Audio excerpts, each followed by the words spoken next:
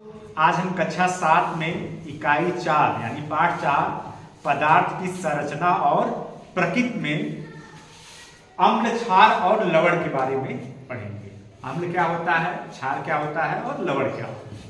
चलो हम अम्ल को देखते हैं। पहले अम्ल को इंग्लिश में एसिड कहा जाता है। क्या कहा जाता है?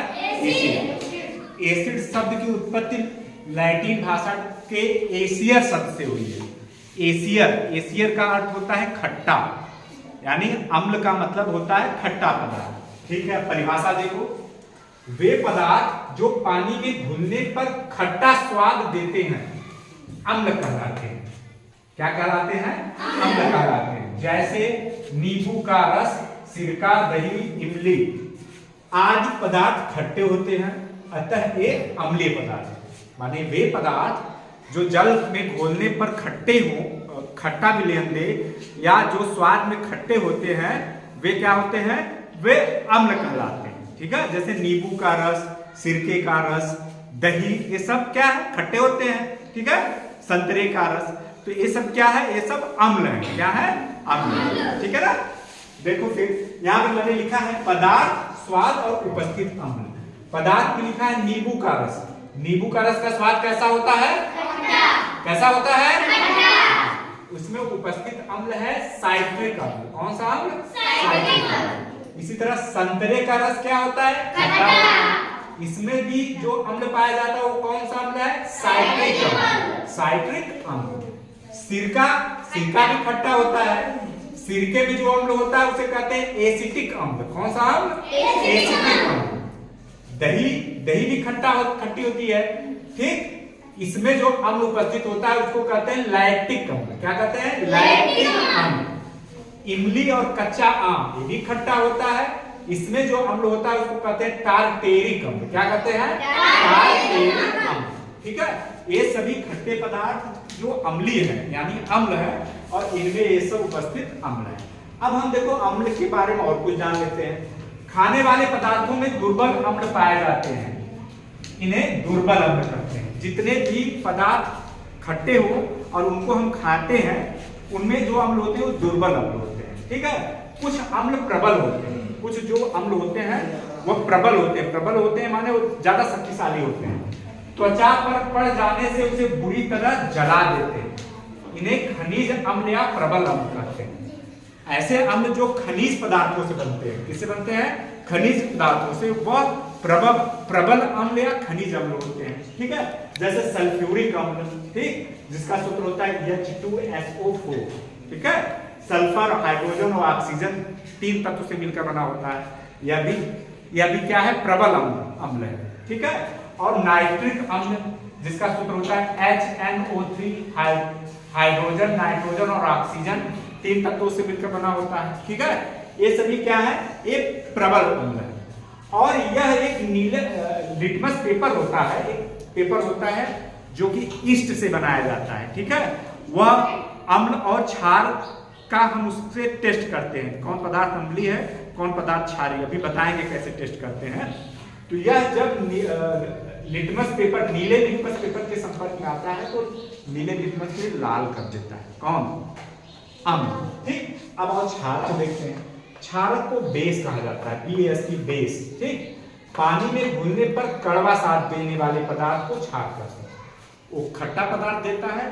ये क्षार जो होता है पानी में घुलने पर कड़वा स्वाद देता है। कैसा स्वाद देता है? कड़वा। इसको क्षार कहते हैं। क्षारी पदार्थ के विलेन को अपनी अंगुलियों के बीच में रगड़ने पर साबुन जैसा चिकना लगता है, अतः क्षार स्पर्श करने पर साबुन जैसे लगता है। साबुन भी हमारा क्षारी होता है, क्षारी। ठीक, तो क्षारी पदार्थ जो होते हैं उनको टच करोगे तो वह, उनको छुओगे तो जैसे वह किसकी तरह लगेंगे? वह साबुन की तरह चिकने लगते हैं। जैसे खाने वाला सोडा है घर पे, खाने वाले सोडे को वह क्षार होता है, उसको छुओगे तो वह थोड़ा थोड़ा साबुन की तरह दिखाई देगा। ठीक है, जैसे खाने वाला सोडा जिसको NaHCO3 यानी खाने वाला सोडा को सोडियम बाइकार्बोनेट कहते हैं। चूने का पानी, ठीक, ये सब क्या है? CaOH। चूने का पानी का सूत्र होता है CaOH। यह सब क्या है? कैल्शियम हाइड्रोक्साइड या क्षार। ठीक, क्षार लाल लिटमस पेपर को नीला कर देता है, अम्ल को बेअसर कर देता है। क्षार जो होता है अगर हम उसको लिटमस पेपर से टेस्ट करें तो लाल लिटमस पर अगर हम क्षार कोई विलेन क्षारी है उसको डालेंगे तो उसको क्या कर देता है, नीला कर देता है। और क्षार हमेशा अम्ल के साथ क्रिया करके लवण और जल बनाता है। इसको कहते हैं उदासीनीकरण की क्रिया, उदासीनीकरण की क्रिया, ठीक है।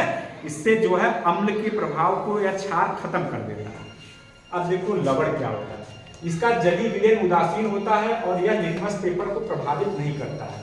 यह ना अम्ल होता है ना क्षार होता है, ठीक है। अम्ल और क्षार आपस में क्रिया करके लवण और जल का निर्माण करते हैं।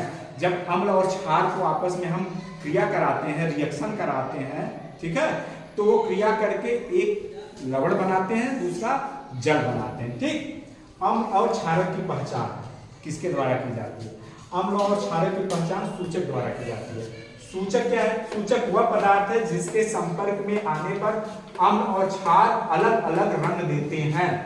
अम्ल और क्षार सूचक वे पदार्थ हैं जिनके संपर्क में आने पर अलग अलग रंग देते हैं और हम पहचान जाते हैं कि यह अम्ल है या क्षार, ठीक है। कौन कौन से सूचक होते हैं? लिटमस, हल्दी, गुड़हल की पंखुड़ियां आदि प्राकृतिक सूचक हैं, ठीक है। अब देखो मैंने यहाँ लिखा है लिटमस अम्ल नीले लिटमस को लाल, जबकि क्षार लाल लिटमस को नीला कर देता है। अब जैसे लिटमस पेपर है उस पे अगर हम अम्ल गिराएंगे तो नीले लिटमस को वह लाल कर देगा और लाल लिटमस पर कोई प्रभाव नहीं करेगा। क्षार क्या करेगा? लाल लिटमस को नीला कर देगा और नीले लिटमस को कुछ प्रभाव नहीं करेगा, ठीक। इसी तरह गुड़हल की पंखुड़ियां सूचक के रूप में अम्लीय विलयन से में गहरा गुलाबी और क्षारीय विलयन को हरा कर देती है। यह अम्लीय विलयन को पंखुड़ियां, गुड़हल की पंखुड़ियां फूल की ले और डाले फूल की पंखुड़ियां, ठीक है, तो वह क्या कर देती है? अम्लीय विलयन को गहरा गुलाबी कर देंगे और क्षारीय विलयन को हरा कर देती है। मिथाइल ऑरेंज एक रसायन होता है, यह अम्लीय विलयन में लाल तथा क्षारीय विलयन में पीला हो जाता है। अगर किसी विलयन में हम मिथाइल ऑरेंज मिलाए और वह क्या हो, लाल हो जाए तो समझो वो विलयन अम्लीय है। नींबू के रस में हम मिलाएंगे तो वह लाल हो जाएगा, ठीक है, और क्षारीय विलयन को पीला कर देगा, ठीक। और कैल्शियम हाइड्रोक्साइड में मिलाएंगे तो क्या हो जाएगा? पीला हो जाएगा, ठीक। फिनालेफ्थलीन यह भी सूचक है। सूचक को इंग्लिश में इंडिकेटर कहा जाता है। अम्लीय विलयन में रंगहीन रहता है। अगर अम्ल है उसमें फिनालेफ्थलीन डालेंगे तो कोई परिवर्तन नहीं होगा, रंगहीन रहेगा, तथा क्षारीय विलयन में गुलाबी हो जाता है, ठीक। तो यह सूचक हो गया। अम्ल, क्षार, लवण तथा अम्ल और क्षारक की पहचान करने के लिए ये किन किन सूचक का प्रयोग करते हैं, यह उसके उदाहरण हो गए, ठीक है।